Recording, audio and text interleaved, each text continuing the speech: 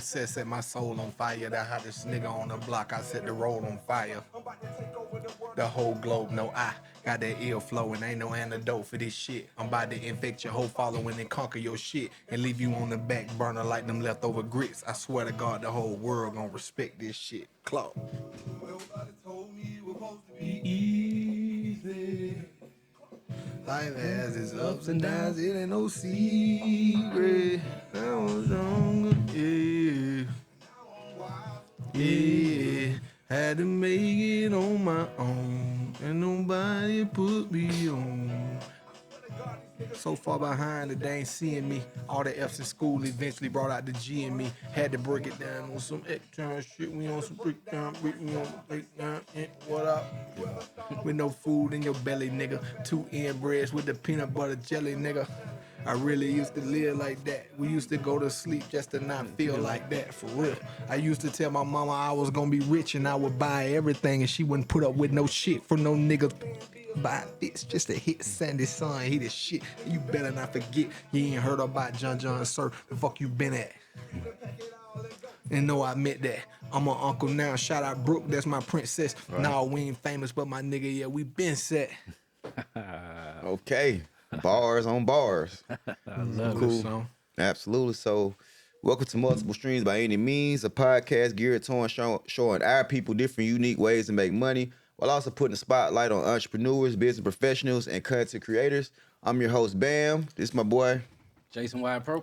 And man, today we got Jon Clawd, the magnificent Jon Clawd. I'm saying like the athlete turned street dude turned rapper turned video guy. You know what I'm saying? This man do it all from play football to make movies, man. I'm talking real movies. Like you can really go to Tubi right now and see some of his movies, man. So we got my man Jon Clawd, like he said, man, and welcome to have you, my brother. Yes, sir, man. Glad to be here. Welcome.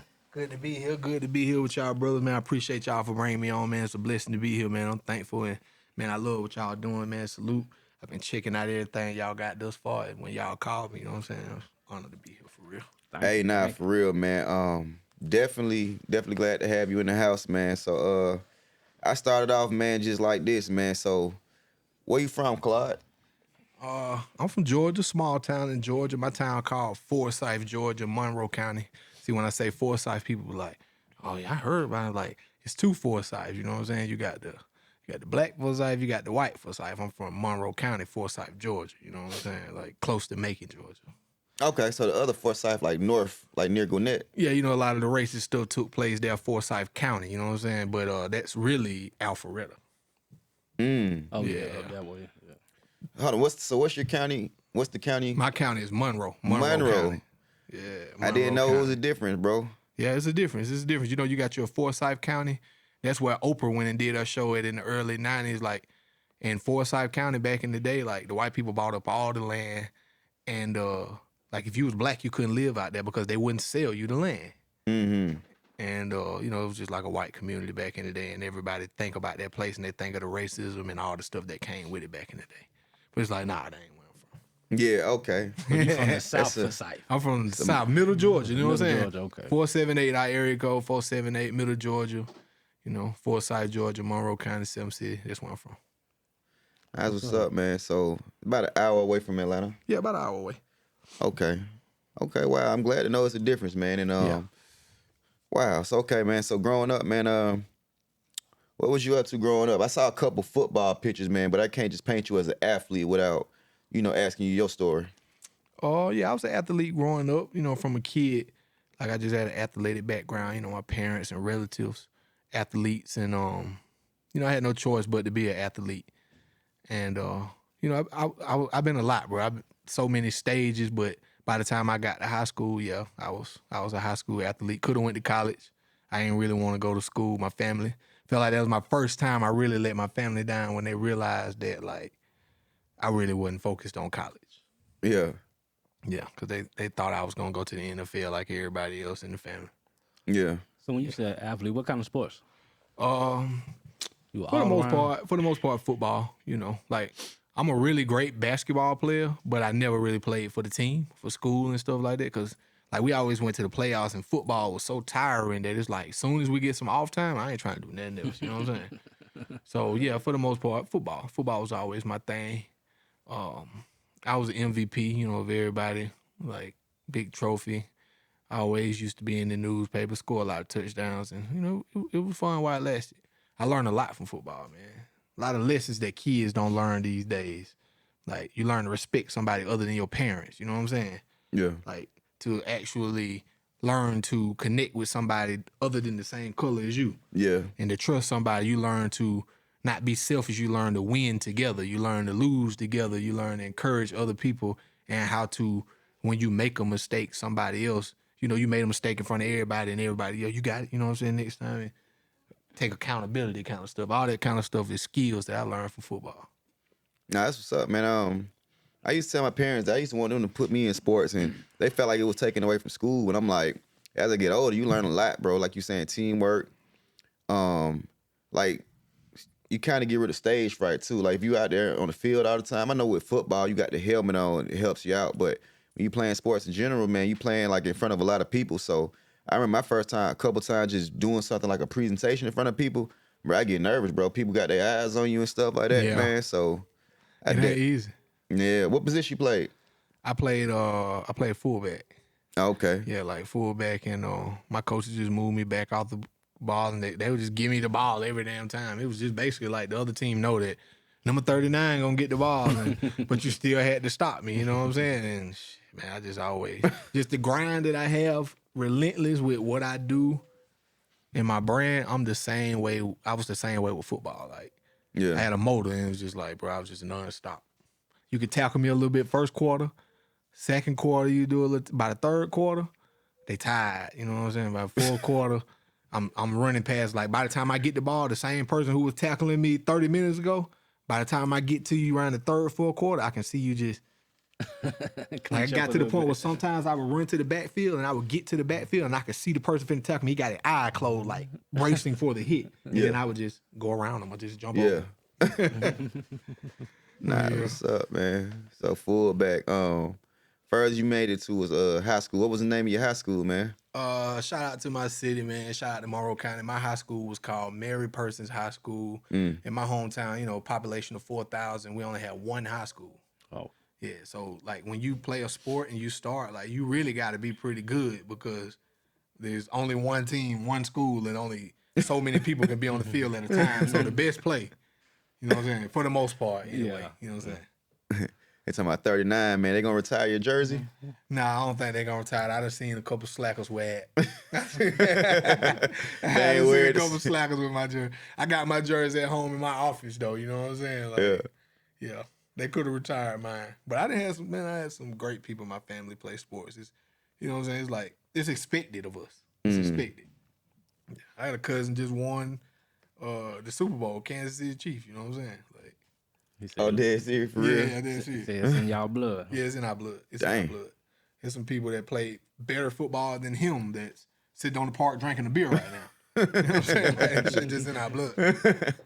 Nah, that's how it is, bro. The best NBA player probably under a bridge. I ain't gonna say under a bridge, but he probably in somebody's basement right now, man. Wishing he kept working out and whatever, man. So growing up, did you do anything like entrepreneurial from your perspective to stand out, or you just put most of your hustle into sports? Man, I've been a hustler like all my life. Like I ain't never not been a hustler for real. So it's like starting out at a young age, I can remember 7th grade, being in middle school, and so I'm hanging out with my mom one day. So for people don't know, my mom's a singer. My mom sang with a lot of people. She did a lot of live band stuff.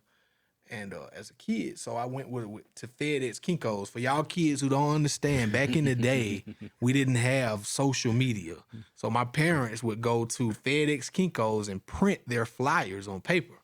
And my mom was talking to this guy that had a lot of gold jewelry on, and he introduced himself. And he gave me some teen party flyers. And he was like, yeah, man, go to your hometown, pass them out. And it's for teen night. And you can come, and when you get to our club, I'll let you and your friends in free. I said, all right, cool. So I took the flyers, passed them out in my hometown, and my cousins them found me. They was like, hey, man, you the one passing out these flyers for club monies? I said, yeah. They said, where you get them from? I said, from this dude named G Money. They said, you know G Money? I said, well, my mama know him. I got his phone number. They said, look, G Money, he has a club and T.I. and Bone Crusher gonna be performing on such and such day. We want to perform at that day. Ask him. My mama telling me, John, you just got in with this, man. Don't be asking nothing else for nobody else. My cousin, them older than me, they drug dealers, they getting money and shit. But, you know, I want to impress them. So I go and see G Money. I say, hey, check this out. My cousins don't want to perform and they want to open up for, he valued my mom so much, he didn't want to tell me no. So he just like, so he threw out a number that would probably run him off. He was like, just tell him, give me $1,000. I was like, okay. You know, most people finna run off on a thing, no $1,000. You know what I'm saying? I go tell my cousin $1,000. They all start pulling out bankroll, putting their money together. They older than me. I'm young, but I'm hanging out with adults. They all start putting their money together. So when G Money told me $1,000, I take the $1,000 to go see G Money. But I, you know, when I go get the money for my cousin, them, I add on a little extra money. I'm knowing they have money. So, you know, I add on $500 when I go see them. When I tell them how much, they go to pulling out the money they give me. So now I got $500. Yeah. So I take G Money and give him the $1,000. When I get G Money the $1,000, he damn near like, shit, I think he gonna come with the money. So G Money take $500 and give me $500 of the money. So now I got $1,000. So I'm in the 7th grade and I just made my first $1,000. Just from network. And all these people is like the big drug, like all these people, they end up going to the feds doing plenty of years. Like my family like made a lot of money. So I'm in the 7th grade, and that night when they had to go to the club to perform with and open up for T.I. and Bone Crusher, it's a Thursday night. I'm in the club, I'm in the VIP, I'm in the 7th grade. Everybody drinking, smoking, everybody doing their business, you know what I'm saying? And I'm in the 7th grade, I gotta go to school tomorrow, and I'm just thinking like, I can't wait to go to school and tell them what I just did tonight. You know what I'm saying? And like that shit just started 7th grade, bro. And that at that moment, like I've been Jon Clawd ever since then, man. Ever since. So when they perform, never scared. When you're outside of the Yeah, you know club, yeah, they did that right there, and it was lit. You know what I'm saying? I remember T.I. came in, he was this big. Looked like he had a bald head. He had one of them hardwood classic.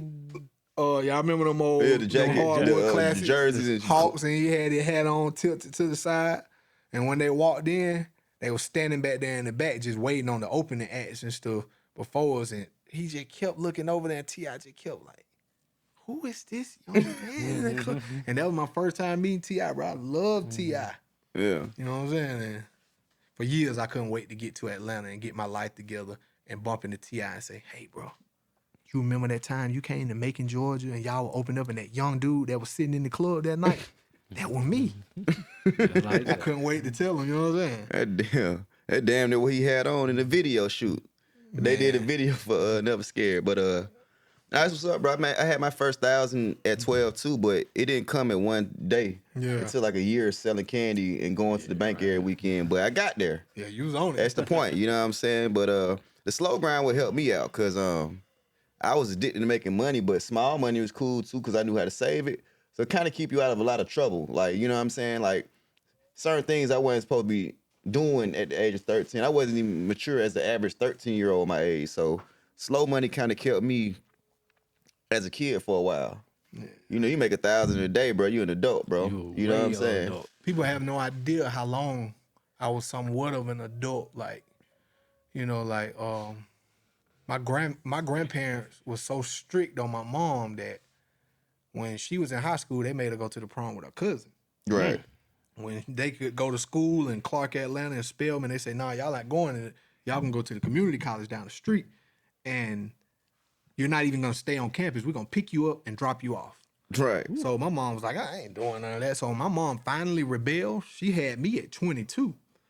So soon as I was old enough to go somewhere, like my mom was outside. Beautiful woman, athletic woman, you know, very talented woman. So I was able to go anywhere at a young age. So by the time I was 6 years old, I was waking up in the morning, waking up at my grandma's house, and just walking out the door, walking to Walmart. Like walking 30 minutes to Walmart. Unsupervised. At 6, you know, and I'm going and I'm opening up Little Debbie snacks. I'm eating Little Debbie's. I'm opening up toys, hanging out. you know, until they make me leave. And then I walk to the bricks. You know what I'm saying? I get to the apartment. I'm hanging out at the candy lady house, at the bootleg house, and waiting on somebody to smoke a cigarette and flick it outside in the yard. And then when you see the flame in the yard, you go get in their house, start smoking. Oh, You know what I'm saying? Like at a you said young what age. age? That was, you know what I'm saying? At 6, I was going to Walmart. I say about 9 years old though. Yeah, like we was smoking this stuff. Picking up buds and smoking it. We grew up different. You know what I'm I saying? We grew up different. My grandma told us at a young age, if you're gonna be selling this, stuff, and you're gonna be out here doing this, I'd rather you do it in the house. Don't be out there in the streets where you get your hand on something you ain't got no business touching, or somebody tell on you, get in trouble. You come home and do it, so at least you'll have somebody to protect you if somebody pull up. And you know, but at a young age, you know, like, yeah, man, like we sitting in the house, like while most kids watching wrestling and shit, we sitting in there with a quarter pound in a bowl. You know what I'm saying? Bagging up shit. Like, for real, man, I sold weed at such a young age that I didn't even know what a scale was. I would take a cigar, bust it down, put the weed in the cigar. That's a blunt. I stick the blunt inside the bag and then put my finger in. That's a blunt. Now I would sell my bud before I even knew what a scale was. You know what I'm saying? Now I remember me and you went in on a quarter one time, bro, and we ain't go in on the quarter. Like I was hosting, so it was like, okay, I'm gonna go half, and you know what I'm saying. You wasn't trying to get half, but whatever. You know what I'm saying. It was like a long time ago, and like you were like, let's have that right there. I don't need no scale. Yeah, I don't even remember that. It was a long time ago, bro. I remember it because you brought the story back. You know what I'm saying? You was like, hey, hell, you know, you was pretty good at eyeballing the perp. Yeah, You I'm know so what I mean? far from that, like, bro. Yeah, bro, I had to grow out of it, though. Yeah. You know what I'm saying? Yeah, it's been a long time, bro. So I'm when doing the did- same thing, though. I'm detoxing. Yeah, facts. You know what I'm saying? I'm leaving things in the past as well. What you gonna say, Jason? I was saying, when did you move to Atlanta, and what you started doing when you got to the city? Man, that's an interesting story. So, I moved to Atlanta. It was, I got out of high school. It was 2004. It was summer 2004. My birthday came. I turned 18 years old. By the time Christmas came, I went to Atlanta. I moved to Atlanta right after the summer, between Christmas and the New Year, or the New Year of 2005. Moved up to Atlanta, Flat Show Road, South Side, you know, Buffington Road, Old Neck, Fairwood Road, you know what I'm saying? That was my area. So when I got up that way, I wanted to be Young Jeezy. Yeah. You know what I'm saying? Growing up in the country, I used to see Young Jeezy, like, back to that young age. Them cousins I used to hang with, they used to take me to the strip club. Yeah. You know what I'm saying? They would go to the strip club, big bank rolls, and pass out money, and nobody asked for no ID, and we just in the club hanging out. And so Jeezy was from Macon and had a group called Young Guns. And they was always at the club, and my cousin, that was kind of their competition. We just didn't make good music. My cousin them had money. Jeezy, the music was just so much better. And like growing up, I always just, so when I got the ATL, boy, I thought I was Jeezy. I wanted to make music like Jeezy. And eventually I turned my own studio, because I didn't have no money. Like, so I turned my own studio into a studio. So I made my own got on clip art on the computer, made my own little flyer, $50 a song. And I would walk up to Banneker High School and pass out the flyers to the kids to come to my studio. And people were skipping school, coming down there to record songs. And they sent somebody down. I got in trouble, and they basically shut my studio down. Because kids were skipping school to come down there and record in my studio for $50 a song. Nah, I mean, going back what you were saying, I mean, to be honest, that's how I looked like when I first started like seeing you and stuff around the neighborhood. I was like, that was the comparison I made. Like, he'll come from Atlanta, he'd go to Macon, not Macon, but Forsyth. Yeah. You know what I'm saying? And yeah, it was like Jeezy. You know what I'm saying? Like, bro, you know, when I saw you came in the game with money already, and you had a studio, like you were saying, you had one on the south side end, like in Buckhead or something like that. So yeah, that was a comparison. You know, that was a simple comparison I made, bro. Like, gee, and then you go back home and people like really fucking with you, bro. You know what I'm saying? Like you would get the whole city The whole town, right? Damn, they go to Clawd Day, but you wouldn't name it Clawd Day. You make it like a name everybody can feel. But I was like, damn, right. He really got his city on lock, bro. You know what I'm saying? Yeah, I just always show love, man. It's just always been like, when it comes to them community things that I do, it's easy to call it Clawd Day and then put my flyers and posters up everywhere and play my music and make it all about me. But I had to show the people enough love to the point where when it was finally my turn to finally do that, they owed that to me at least. They embraced me in a certain kind of way to the point now where I can do it whenever I want to do it, however I want to do it, because me and my family then showed enough love and poured into the city enough times. You know what I'm saying? Even when people didn't see it, we were pouring into people in places, you know, privately, just, you know, just being genuine, showing love. You know what I'm saying? And yeah, I always came from Forsyth to Atlanta, studio to studio, just relationships. Being who you say you are, being able to do what you say you can do. You know what I'm saying? Yeah. Doing good, clean business. Because if we talk about it, and you're a serious businessman, and I'm a serious businessman, and it both make sense, why do anything BS? Because if it wasn't right, we would have discussed it then. So if we do it right, it'll be right. Yeah. So it's just like, folks, my face card is major in my, you know what I'm saying? I do what I'm supposed to do, so people do business with me. And that's how I've always been able to move around. And like when you say, like, I used to have a studio on the south side, and also Buckhead, like Far Road area. That was just meeting somebody, being who I said I would, showing other people love, so much love, making them so much money that there was some left for me, to the point where whenever I came to the studio, they're like, oh, he come, everybody get out. Yeah. John's here. So it was like, I'm just always been able to, that's it, man. Show everybody else so much love to the point where when you come through, you respect it.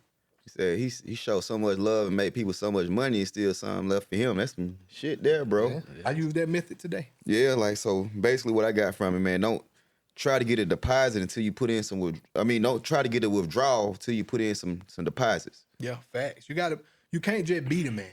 You gotta become the man.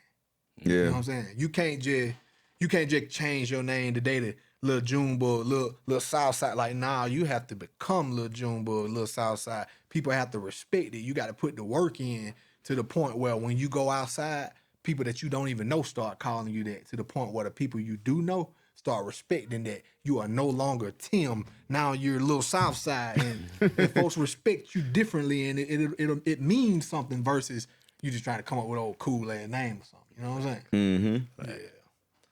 Like, that's just what I learned over the years, man. You can't just be the man. You gotta become the man. Nah, that's hard. So that boy go do That's events. You got the music. What else you got? Sure, man. Well, it's called multiple streams. So, yeah, the music is probably my least. I make the least amount of money on music. I got the film thing going on. We got the number 14 recommended in the world on Amazon. Number 1 black cinema on Tubi. You know what I'm saying? A film called Trust Issues. I wrote. I had assistance from a few of my business partners. I directed it, basically produced it. You know what I'm saying? Like, as far as like choosing the locations and bringing all the props and telling everybody where to stand and just leading the pack. You know what I'm saying? And that movie came out and did numbers, you know what I'm saying? Tubi do great. First check probably, in them thousands, probably good 30 something, you know what I'm saying? Where it come from, like a dude rapping all this time, putting in, and then you just finally get a movie that you do right, and it's like, damn. Okay, so this how I can be? Okay, all right. You know what I'm saying? Yeah. And like the same recipe I use with these films and stuff, I've always used with everything. Like ever since I was young, I would rap. And I would put songs together and everybody would buy my music. And my goal was to make 500 people buy my CD for $500. For $5. And I would make a certain amount of money. Then I take that money and rent the club. Everybody come see me perform. Then I take that money and put it and now I got enough money to buy new equipment and make better music. I did that so long till I became a thousandaire. Then people got tired of hearing me rap because I really wasn't the best rapper. It was clever to see a young man figure all that out. Then I would go and take my tape recorder to school and record the teacher talking, put the teacher on the tape. Go get the quarterback, go get the white boy, go get the nerd, put all them on. Then I would promote that they on my tape. Now everybody would buy the tape and I would do the same process again because it's just the recipe. They don't care about me. It's the recipe I'm using. You know what I'm saying? Then I got to where I would do a movie and I really just wanted to make $10,000 in one night and, probably get 500 people to come in, charge a certain amount. Like, I've always been based on 500 people get $10 out, to the point where it's like, all right, 500 people get $25 out. So my last movie premiere, like now when I put them together, I'm charging $100 and I'm getting 500 people in the building making $50,000 in a night. Yeah. Smart. Same recipe. Damn. Years later, different product, same recipe. And I just go to different cities and I find people who locked in their cities and people who really just hold value where they from. And I'm humble enough to go to them and let them know, hey, this your city. You know, I want to come in your city. I want to do this. These are the numbers. Look at my stats. I really made this doing that. I feel like with you, we can take it to another level. And when they see the picture, they might say, hey, I'm a street nigga. I don't want to be on camera. Well, choose a nigga from your neighborhood that represents your neighborhood with. Yeah. And I go to every hood and they choose who they want to represent their hood. And, you know, my whole goal is to put 100 people in a movie. When you got 100 people in a movie, Yeah, they're gonna vouch for you. you can put, everybody got a mama, daddy, sister, brother, niece, nephew. It's easy to get 500 people in the building. Yeah. $100 a person. Some folks say, $100, I ain't going that cool. That ain't for you anyway, because I don't want this is a $100 party. You know what I'm saying? Like, this is $100 kind of people here. So it's like, and that makes certain people say, hell yeah, I'm going. I can't wait to go. Yeah. Because everybody can't get in. Right. And you got to be dressed a certain kind of way, like red carpet. Yeah. So, you know, like shit, that's what I'm in. I'm in the 50K a business night. 50K a night business, you know what I'm saying? Kind of shit like that.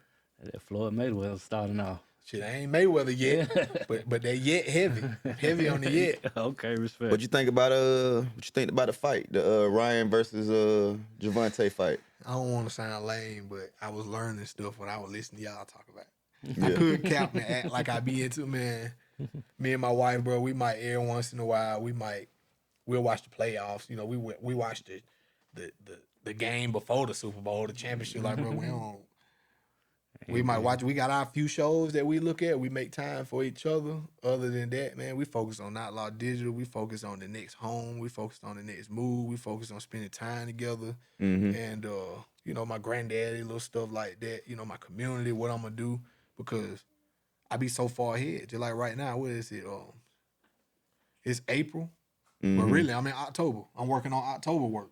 Shit. Everything that I got ready to drop now really was lined up last year. You know what I'm saying? Just ready to drop. Yeah. Because I care that much. You know what I'm saying? Let me ask you this, because basically, man, I like the formula stuff you was talking about. Basically, man, just like the reason why some people don't really do too well in business because they don't have any type of systems in place, including myself. Sometimes I might, like the areas I might be lacking in, I don't really have the best system to complement my goals or whatever. So like, what you think taught you how to create your own simple formulas? You think that came from sports or you just good at math, or you know what I mean? I think it came from being from a small community where I deserved all the love in the world. But when everybody know you, it's hard for them to believe that you becoming who you becoming, that you're doing what you said you would do. And I've always been confident. I told people what I would do, and then I did it. You know what I'm saying? So it's like when you come from a small community, it's like you learn how to maneuver around the people. Like, I remember I used to first start putting community events together, and I had enough money to do it by myself. But I knew that people wouldn't come yet. So I had to outsmart the people. I said, okay, so I'm going to go get homie over here. I'm going to let him put in $200. Get homie over here, let him put in $200. I really need more than $200, but I'm only going to ask you to put in $200 because it's small. It's something that you can't feel like you losing.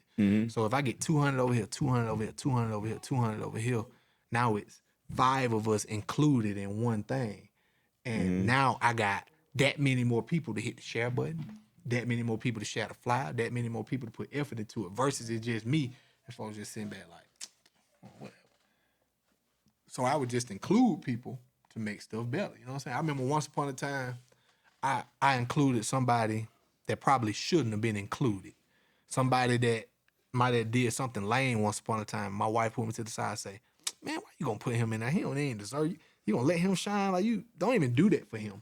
I said, baby, if I stand here and I got 10,000 followers, I just got 10. But if he got 10,000, when we stand together, that's 20. I said, yeah, I know he a fuck nigga, but we ain't gonna let the fuck nigga. One only thing worse than one fuck nigga, 2 fuck nigga. Yeah. So we gonna let him get right here, and we gonna put him on camera for 5 minutes, and we gonna make his 5 minutes look very good. Yeah. We gonna make him look real good for 5 minutes. He gonna promote his 5 minutes, And all the people who love him gonna watch him for 5 minutes, and the next hour and 20 minutes they gonna watch us.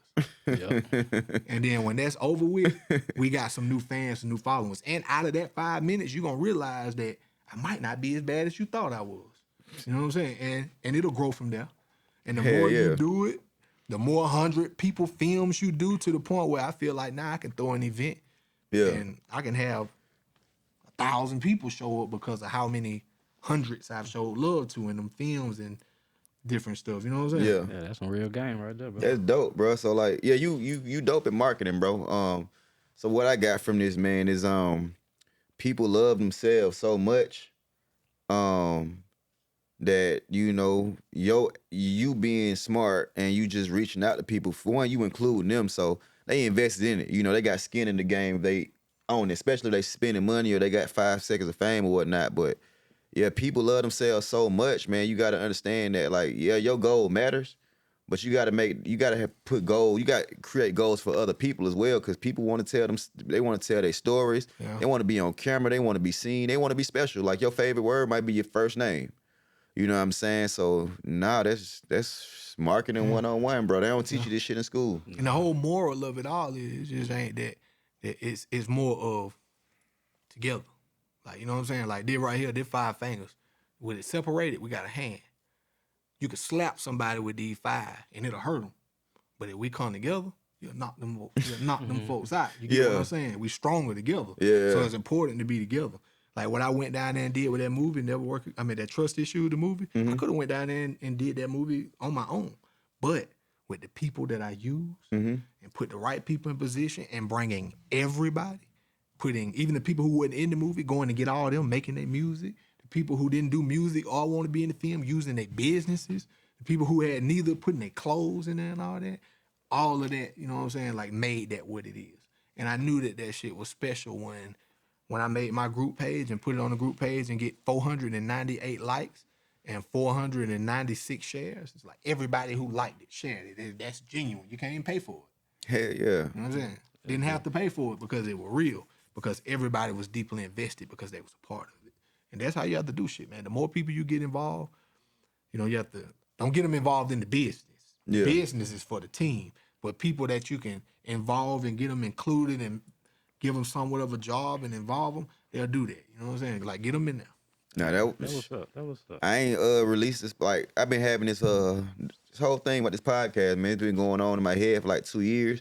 But like, me personally, I know I ain't the best with the camera, and you know, basically that's why I collab with my bro Jason. You know what I'm saying? I understood that, for one, he got a good brand. You know, cause we all from the South Side. Man, I know he used to have birthday parties, bro. Everybody from the damn South Side to show up, bro. Yeah. You know what I'm saying? And then just like his whole relationship with film, like his brother doing the film. Matter of fact, Justin, man, he helped you put together your first film, right? Yep, he helped me put together my first film. NWA, Never Work Again. Yep, Never Work Again. Never Work Again. Me and Justin really were just, man, me, Justin, Jason, best friends, really. Sit back, smoke every night in the car, kick back, laugh. Just personal friends, like. And me and some of my personal homies was talking about doing a film, and they laughed. They ain't take it serious. So, you know, I had them fishing over my aunt's house one day, and shit. While they was in the middle of talking, man, that sounded like a movie. And we laughed. I walked up to the car, I went and got my rap book. Came down the hill, opened up the book, wrote that down. I said, now what happened after that?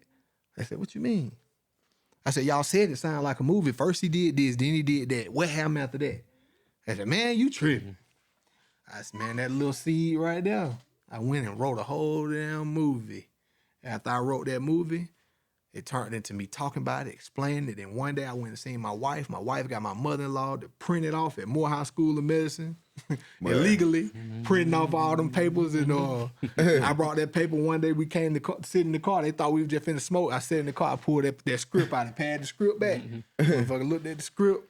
Soon as Nine looked at it, he just included himself. He said, first thing we gonna have to do is, and it was history from there. You know what I'm saying? Yeah. That's dope. What's up, bro? You gonna print you some flyers, whether you going to Kiku's or Morehouse, you gonna print you some flyers out, bro. Print some. All right, so I know you did a lot of movies, a lot of web series. Now you're working on a documentary. What are some of the challenges you had faced, are facing right now to get to all that done, man? Because I know it ain't all just a easy road. I know you got a lot of roadblocks, especially you networking with hundreds of people. Like, what are like some of the challenges that you go through just to get that project done? I think more than anything, what it is I know what the issue is, but I also know how to solve the issue and make it peaceful. But I think the biggest issue is me communicating with everybody. Like, 'cause certain people, might feel this away and that away without even really knowing the process of what it takes. And, having to understand that they don't know, and that having tact, having patience, your tone, your delivery, and just communicating with different people. Everybody can't take a street approach. So you have to speak to them business wise. Certain people don't understand business. It's like you're talking in cursive. You got to speak to them street. Certain females, you got to sweet talk them, even though it ain't nothing like, but you just have to work your move, bro. And like, that's just what I do. Like, every time I do a film, it don't matter if it's 95 people. I probably got at least 30 people that are important, and I develop a personal relationship with all 30. I call them on the phone. I speak to them. If you got a very important role, I'll invite you somewhere at least twice before we film, just to see if you're going to show up, to see if I can depend on you, because I refuse to put my money into it and we on set, and then all of a sudden you got an excuse. If you can't show up to me eating dinner, you can't show up to this such and such event, you can't make those, you definitely ain't going to make the film, so you're fired. You know what I'm saying? Just I found my ways to work around certain stuff and figure out certain things. But for the most part, what it is communicating with people and making people see my vision and understand that, like, I got it. We got it. We can do this. You know what I'm saying? Well, you got a lot of people backing you, man, because you see it out there. Yeah. I think it took for me to do it so many times. Like, see, people don't understand the industry is not about can you do it. It's about can you do it again. Yeah. That's the lingo of the industry. Like, you'll make a hit. As soon as you make a hit, you think you the junk, and then you go into the office and you sit down with the execs and you got the paperwork. First thing they want to know is, can you do it again? You play them a hit, they say, what else you got? Let me hear another one. You know what I'm saying? So it ain't about can you do it one time, it's how many times can you do it. So, for me to do something and then do it successful, then certain people still doubt you, and then you go over here to the other place with another group of people and you do it. And you go over with another group of people and you do it. Eventually people, like, everybody ain't haters, bro. Some folks just don't want their time wasted.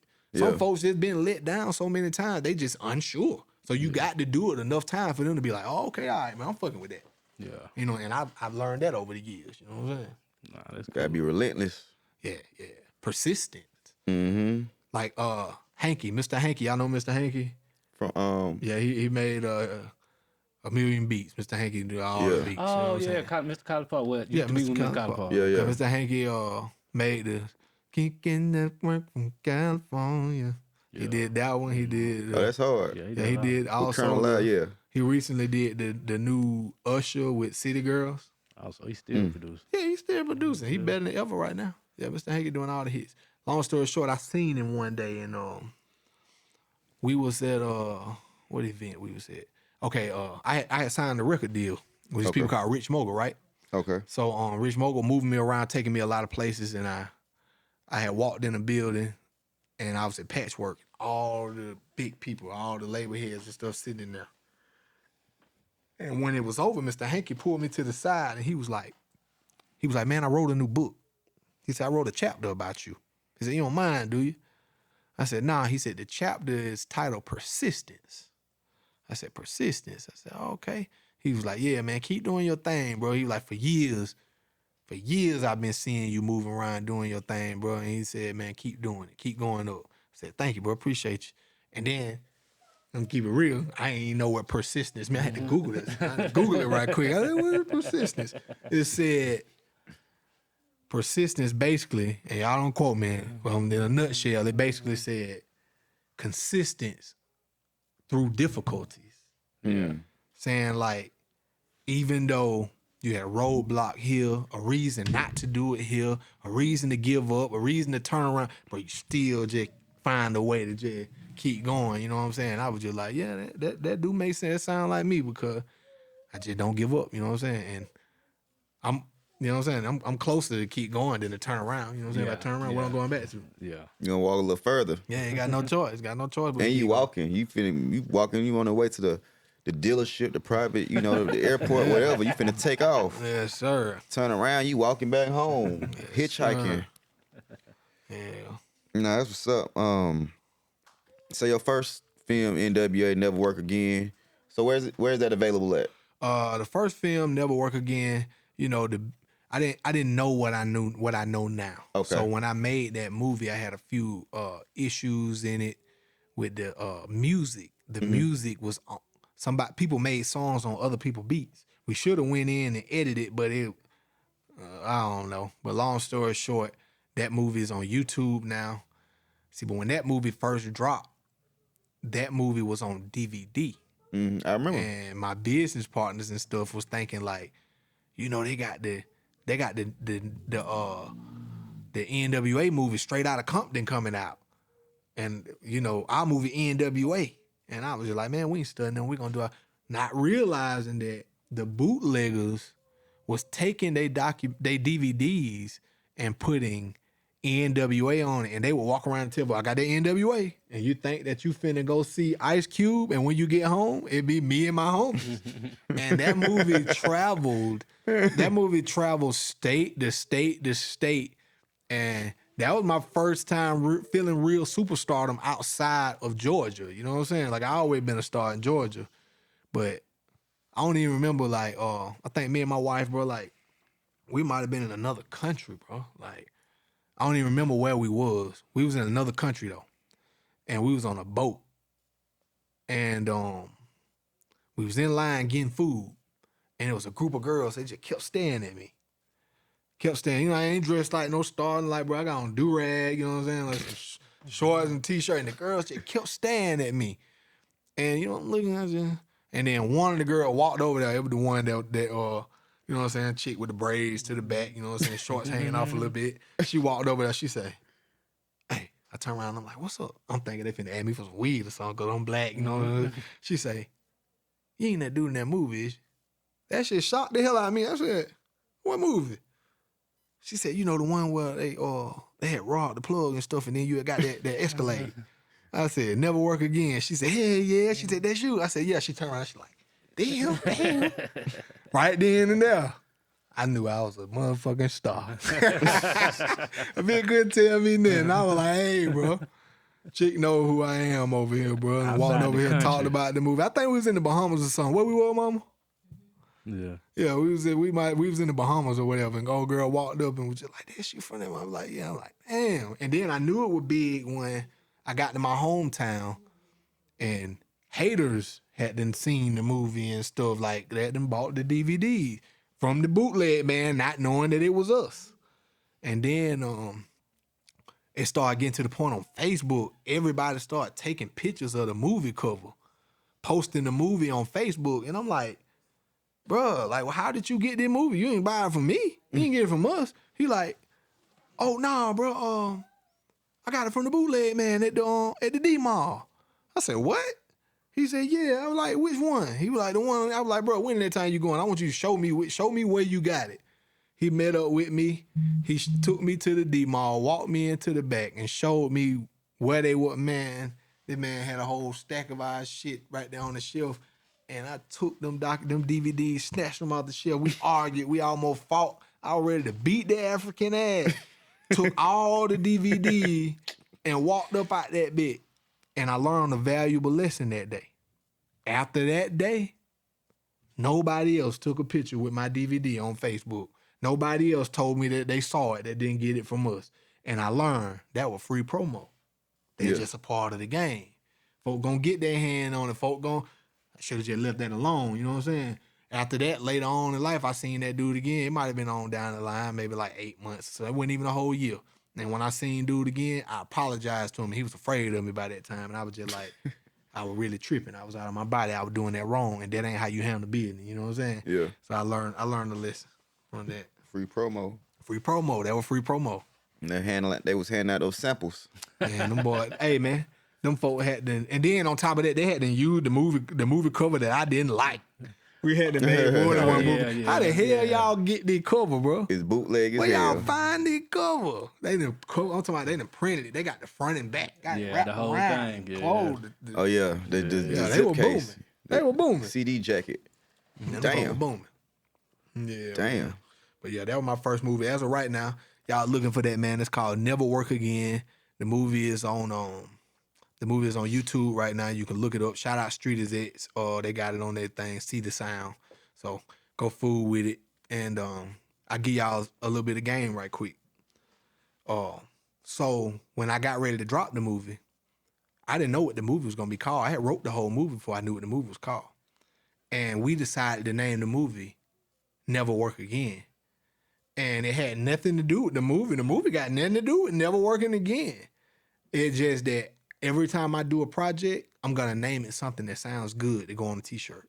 Because even if the movie can't make money, you can merch it. You can put the name on a shirt, socks, keychain, a lighter, a coffee cup, or whatever. So I was like, never work again. Everybody want to never work again. Yeah, we finna never work again, this thing. NWA, that's the acronym. NWA, never work again. Mm-hmm. And that's why I named the movie that. Movie had nothing to do with never working again. I just felt like that was gonna go dope on a shirt and we could sell it. Genius. Right. I remember the end of the movie, like the old girl was saying, something about a plug, or I just remember the end of the movie, you were like, man, after all this, man, I ain't gonna never work again. And shit. I'm like, okay. The narration. Yeah. In there. Hell yeah. I love that movie, man. I love that damn movie. How long you think it took you you remember how long it took you to put it together? I don't remember how long it took me to write it and stuff, but I remember like I wrote that whole movie on notebook paper, and I remember inviting all the homies over to the crib and give them a synopsis of this is what the movie is, this is what's gonna happen. Then I had it on the pool table. I had a pool table, had my own spot over in Riverdale, you know what I'm saying? I probably had 80 sheets of paper, you know what I'm saying, stacked up and just with the team, and you know, we was all in the dirt and somebody took a picture. And when I look at that picture, it just that led to the day, you know what I'm saying? It led me to get me wham today. I don't remember really how long it took. I remember how long it took. It took about 8 months to write it. About 8 months. And then almost took it like a year. Because I remember I was doing all the social media. Yep. Did all the social media, putting it all together. Yep. Yeah. And you was the first person to get a hoodie or a shirt. Oh, yeah. The very first person. Yeah. He was the very first person to get merch. Yeah. Yep. And I saw that merch. I said, oh, man. They ready. They ready to press. Get me some shit. You know what I'm saying? Used to be in a car like Chris Lover selling the DVDs out the back of the trunk at the shelf. Man. That was my life, you know what I'm saying? That's what he said. He was like, "Did my job. I ain't never working again." Yeah, I didn't work back then, you know what I'm saying? And I would wake up and I would go to the store and I would post up at the store and I would sell my CDs and DVD and basically for the CDs. And I remember I would be trying to sell CDs for $8, $7, and I would sit out there and be trying to sell them. And sometimes it was difficult to sell these CDs because everybody ain't got $7 and $8. And then you gotta remember, like, some folks would rather spend that $7 on a pack of cigarettes. Some folks rather spend that on a blunt and a pack of cigars. So you got too much competition. So some more free games, something that I learned back in the day. I said, all right, cool. It's easier to make $1 million if I just sell 1 million CDs $1 a piece. So I just got out there and was like, you know what? Everybody else selling their CDs $5 and $7 and $8 and $10. I was like, bro, I'm finna get at the store, pull up best outfit, pull up in my Chevy. You can tell I ain't broke and I ain't asking you for $1. I'm just selling you a CD for $1. And then they start going. But then I'm trying to think, how do I make them go faster? Then I came up with a genius idea. I went to Big Lots and bought some Ziploc bags. I took them CDs and I wrote loud on the CD. I named my next tape Loud. Music ain't got nothing to do with loud. It's just music. It ain't got nothing to do with loud, but that's what everybody used to call the gas back in the day, loud. So I wrote Loud on the CD and drop it in a Ziploc bag. And I would post up outside the store because I already looked like I was selling drugs. I post up outside the store and people come by and say, holler at me when you come out. I got $1 bag of Loud. Motherfucker be like, $1 bag of Loud? Hell yeah. I'm talking about, bro, I got a line. Motherfucker trying to get a $1 bag of loud, and then when they walk up to me, I pull out the Ziploc bag with the CD, and they bust out laughing. Bro, I thought you. No, I am for real, bro. That my tape. $1 bag of loud. They were like, bro, I'm fucking with this. Here go your dollar. And from that moment, I sold CDs to everybody I could sell at the Shell, to the point where when I would be at the Shell, before I could even say something, I already got it. I got it. I already got it. Some folk pull up and turn it on and pop it in just because I'm sitting there and let me hear it. You know what I'm saying? Yeah. And it got to the point where I had to go down to the mobile. I started selling at the mobile, started booming at the mobile. I went to ONET, started booming at ONET. ONET was a little rougher because niggas out there selling their work. You got J's out there asking for money. Got pimps. And then you got a nigga out there dressed fresh as hell like me that they don't know. And you out there in your Chevy and you know what I'm saying? I'm charming the women. The dudes trying to holler at me because I look like I got the work and I got the CD and the music good. Like, it was kind of rough standing out there, that Chevron in front of right there in Walmart, 20 grand east out there. Yeah. But like, I made my way all around everywhere on the south side, man. Got the Riverdale, stop at the Get and Go. All the hit squad folks, I'm surrounded, everybody everywhere. I'm in the standing on my 10 out there booming every day and night. Yeah. You know what I'm saying? And that was something I just always did. And I also learned patience doing that, because I remember sometimes I'd be at the store, I'd be like, $1 bag of life, some dudes will walk in. Like you're gonna see me every day. You'll know, if you stand in the store every day, you'll realize that people go to the same store every day. Yeah. Some people go to work, you can tell when they on the way to work, they come to the store the same time every day. Some folks pull up at the store just all day long. Yeah. You know what I'm saying? You just learn. Some J's walk over there and see me over there and be like, oh, I can't compete with him. They walk to another store. Yeah. You know what I'm saying? But it got to the point where I would be at the store and dudes would walk in the store and come out like $1 bag, and they got the money in their hand. They want me to see the money. Yeah. And, no, I'm straight. Yeah. Cool. Them same folks, some of them folks just act like that, and eventually when time passed, some of them folks eventually buy a CD. Yeah. You know what I'm saying? Some of them ain't buy, some of them never bought it, but it just taught me like, hey, bro, it gonna be some fuck niggas. Some folk gonna act like that. Some folk gonna be haters. Some folk gonna be weird. You can't win everybody over, but just do what you can. That's all you can do. Just do what you can. You know what I'm saying? And that taught me a valuable lesson being out there at the store too. You know what I'm saying? Yeah, them laws of averages. You talk to enough people, man. It's because I did a little door-to-door sales when I was like a little younger, like 20, 21. And yeah, man, like you just really gotta stay persistent, like you were saying, bro. And people buy. Like it might be the weirdest person that buy. You know what I'm saying? I'm pretty sure you done sold a couple CDs to somebody. You like, I ain't even think she listened to rap or, you know what I'm saying? So that just how the laws of averages go. She could have been buying it for her nephew or something like you were saying before. Yeah, I used to have women pull up to the store that just like me and would just, here, give me 5 of them. Nah, you good. You don't got to do that. Just he'll get one. He go $20. Yeah. I had old folk, grown folks that walk out the store with their lottery and just barely even walking. I approach them with the right conversation, the right business motto, and then here you go $10, bro. I love what you're doing. I don't listen to music. I don't even listen to rap. Nah, bro, I got money. I'm not asking for no money. I'm good. I'm not begging for. Nah, you ain't out here begging for nothing, bro. You ain't out here hurting nobody.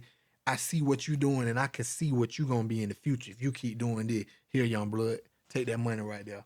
But I always paid it forward. When somebody would give me $10 and not take a CD, I'm finna give away at least 5. Yeah. You know what I'm saying? Yeah. But I can always tell who got money and who just being an asshole or who really need the money. And, it was just important when I was out there selling them CDs to, I would make sure I stayed out there at least 6, 7, 8 hours a day. Now you be, bro, I used to see you at the same spots every day. Every Real day. talk. Like, I know, like you said, I used to be one of the dudes going to the store, same time, getting a blunt twice a day.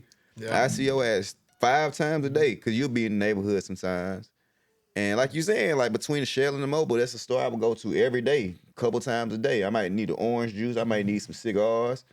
Yeah. Ain't no telling. I might be buying a rubber or something. But I definitely used to see you at the damn store every single day.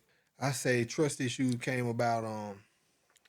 I might have just finished something. I'm not sure what I had just finished. Might have been coming out of the music, just completing the tape. New music with Rich Mogul and all that. Had just had a daughter, and I'm trying to figure out the next move. You know what I'm saying? I'm sitting back, and I decided, all right, it's gonna be a movie, but it got to be big. Can't just be a movie. Who I'm gonna add? Who I'm gonna include? How I'm gonna do it? How I'm gonna make it bigger than life? How I'm gonna make it bigger than ever? And I decided to, I'm gonna go to Macon. I seen this dude had posted a video of a rapper from Macon, had diamond teeth and all this, and I was like, I like his swag, and I feel like he got some money. I'm finna get some of it. I'm finna put him in the loop. I'm gonna make him a star, and I'm gonna get paid too. We finna win together, cause that's what it's all about. When you see a winner, you go connect and y'all win. You know what I'm saying? So I peeped him and I conversated with him. He was with it. Then I had to go find my star, so I went to their community, found my star to be the main character, and I had them just take me around every hood of Macon. For people who don't know about Macon, like, bro, you die in Macon. Yeah. Macon got a lot going on down there. Yeah. But I picked the right people. And, you know, they took me around hood to hood, neighborhood to neighborhood. I shook hands. I hosted a couple casting calls. And we did a couple casting calls. And shit, before we know it, bro, we went and got this dude named Santrell Davis. Santrell Davis was actually a college professor, had never done a movie before. Nobody in Macon, when I did that movie, had ever done their own movie before. Only 2 people had been in somebody else's movie. And after working with me one time and running it up the way we have now, like, they've taken that whole strategy that I shared with them, and now they working on their own movie. Yeah, what's up, man? They not reinventing the wheel. They just kind of they learning from a grandmaster, man. So one more thing, man, before we start to wrap this up, man. I was looking at your page and I actually went out to Macon. I want to say to go to the premiere, not premiere, but the like the casting call for the Jared Anderson story. Yeah, Jerry Anderson. You know, I know we're gonna see that pretty soon, man. You want to talk about that for a second? Yeah, the Jerry Anderson story. Turn that thing sideways back. The Jerry Anderson story that I've been working on is it's the next film that I'm doing.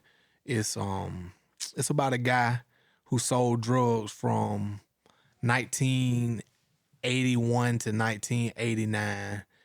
He's from Macon, Georgia. Jerry Anderson made $3 million a week selling bricks of cocaine. He was arrested in 1989. They gave him like 3 consecutive life sentences. And I think that Barack Obama pardoned him in 2019 and let him out of jail. And when he got out, he reached out to me, him and his family. I had never heard of him. I had never even heard his name before. And what was so crazy, I got a cousin named Jamari Zellner. Had not heard from him in a very long time. Then all of a sudden, one day out the blue on Facebook, Jamari hits me up Facebook Messenger because he don't even have my number. He said, hey, man, you ever heard of this guy named Dwayne Anderson or something like that? He was like, man, you need to get with him and do a movie. That'll be big. But, you know, everybody called me about movies. To me, you just hypothetically speaking, what going on, cuz? Anyway, what else going on? And then after we got off the phone, man, not even a week later, I get another call Facebook Messenger, which I hate.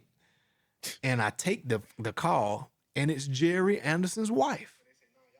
And Jerry Anderson's wife says, hey, I got a husband, and, you know, he did this and his story, this and that. And we saw your last movie that you did, Trust Issues, and we was wondering if you could help us do that for us. And, you know, we sat down, chopped it up, and I went and got Howard Ross. Howard Ross, he did that Take Over Your Trap with 2 Chainz and Bankroll Fresh. Okay. Howard Ross did videos for everybody from Drake all the way down to the Migos to plenty of Young Dolph. He basically did all Young Dolph graphics. Key Glock, he's on tour with Key Glock right now. Like, he worked with everybody. Right. I went and got him. We developed a relationship, and I brought him to Macon. I got him filming the movie. I'm directing and producing it. And we just been going around just gathering our best actors. We got this dude named Joshua L. Edie. He's playing Jerry Anderson. He's a great actor, been in a lot of films. I went to Ohio and found this girl named Elizabeth Couch. I found her on TikTok. So young people, if you on TikTok and you doing your thing and you doing it right, just know that it can pay off, because I had never seen Elizabeth Couch before. And I seen the stuff that she was doing on TikTok, and it was so entertaining to me. And I thought it was funny that I could tell how good she was acting out them characters, that she could be an actor. And I reached out to her, and she got her starring role playing in this Jerry Anderson film. So, you know, look for that. That's coming soon. You know, it's a lot I can't say about it, but yeah, we're going to sell that to Netflix. And y'all can be looking for that at the end of the summer. That's going to be real big. Biggest project I ever done. Shout out my wife. You know, she helped me put a lot of it together. Shout out Jerry Anderson. Shout out his wife, Ernestine Anderson. Lanita. I've had so much help with this thing, and it's a blessing that they city been embracing me, helping me do what I'm doing. Cause this big, it's a blessing. Okay. So before we play this or that, you got anything you want to add? No, we can continue. Okay, man. We got a little game we play called this or that. You just basically choose an A or B. You ready, man?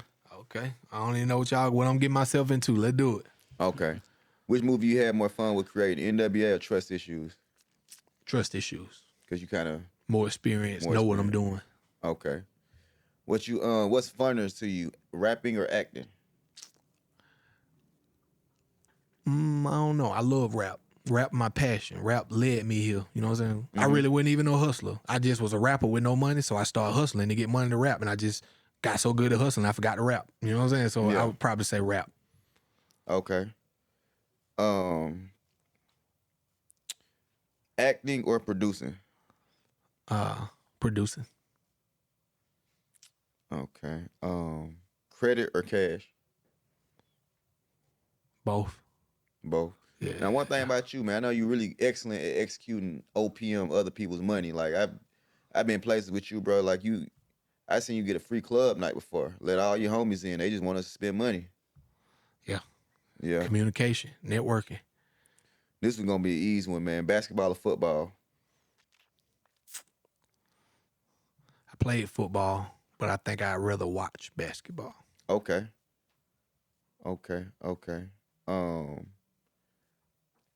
Let me see. ATL or Monroe? Shit, Monroe forever. I'm trying Monroe to tell you, forever. it's your hometown. For many reasons. And I ain't just say it's my hometown. It's like ATL so distracted that they got so many options. Why me? You go to Monroe County, I can forever get $10 from 1,000 people and make 10,000 all the time. Some folks ain't never had a 10. You got the formula. I can make a 10. These folks fuck with me so much, I can just be honest and say, hey, I want to do this, but it's gonna cost this much. How many people willing to send me $20? Here go my cash out. The money will come like that. They just send it. You know what I'm saying? I don't utilize that. I don't do things like that. But just knowing that I'm capable, I love it. You know what I'm saying? I love the fact or the love that they show me. You know what I'm saying? Because they know that I'm gonna do the right thing. Like you said, I done made so many deposits in my city that I can get withdrawals. You feel me? Yeah. No, I got you. I mean, hometown advantage, bro. I mean, that's what I expected, man. So we're gonna wrap this conversation up now, man. You got anything you want to add or shout out before we get out of here? I got so many things, man. I want to say shout out to the clothing line, Defy the Odds. Shout out to the film company, Not Law Digital. Shout out to my prop company, Prop Guards ATL. Shout out to Uber. You know, like, bro, like I'm a hustler, bro. I do so many things. I want to tell people, bro, never be too gangster to go to work. If I knew all the stuff I know now, man, me and my family would be so much further now. You know what I'm saying? I'm a grown man. I'm a husband. I'm a father. I'm a filmmaker. You know what I'm saying? I'm an entrepreneur. I just tell people, bro, if you sure about it, man, go hard. And when you at your 9 to 5, be thinking about your 5 to 9. You know how much it takes to put into what you got planned. Know who you're going to call when it's time so that when everything comes into fruition, you can actually do it and make things happen. You know what I'm saying? It's very important. You know what I'm saying? Like, just some people will get the money and it be gone because they don't have a plan. So it's important to have a plan and know what you want to do. When your opportunity comes, you can take advantage. You know what I'm saying? And, man, I got 1,000 things I can say to y'all. I ain't going to talk y'all head off, man. I hope y'all soaked up some game from what I dropped off on y'all today. Appreciate y'all gentlemen for having me, man. For real, man. So where everybody can find you at, though, man? Man, y'all can find me. I'd rather say Google me, you know what I'm saying? So you can have your option of what you want to check me out on, you know what I'm saying? I got films, you know what I'm saying? You know, the film company, prop company, clothes, lawn service, you know, all different type of things, man. So y'all just Google Jon Clawd. Jon Clawd, JONCLAWD. You know, I'm on social media. Instagram, Facebook. I love Facebook. You know what I'm saying? Y'all check me out. For people who don't know, I'm really an undercover comedian. You know what I'm saying? I'm really silly in hell. I don't take myself too serious. That's what a lot of y'all do. You take yourself too serious. You know what I'm saying? Everybody ain't got to be a gangster. You ain't going to know I'm a gangster until it's too late. I'm going to be very silly until I slap your mustache off. You get it? But nah, really, you know what I'm saying? Don't take yourself too serious, man. You know what I'm saying? Yeah. All right, man. I remember one time you said, I'm going to quote you, man. Don't rap to try to get rich. Get rich and start rapping, man. And bottom line, man, this has been another episode of Multiple Streams by Any Means, man. And remember, good things go to those that hustle. Facts. Sir.